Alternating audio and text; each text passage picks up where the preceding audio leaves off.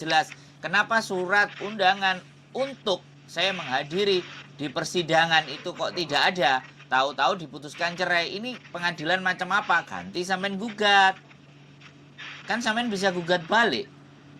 Kan begitu Iya, gitu. kebanyakan tuh nggak tahu tuh mas, di tempat saya kayak gitu mas, tau-taunya udah beres aja nih, suaminya lagi merantau, tau-tau udah dapat surat itunya aja, Loh. beresnya aja. Lah iya, Jadi sampean banyak mas. sampean bikin surat gugatan ke pengadilan negeri yang mengeluarkan surat cerai tadi. Yang menunjukkan bahwa sampean memang keberadaannya ada dan bisa dicari.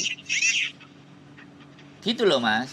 Jadi kita bilang kalau pengadilan itu tidak memberikan surat sedangkan keberadaan sampean ada, kan selesai lah. Kalau sampean udah tahu pengacaranya ada di mana, tinggal dinego aja.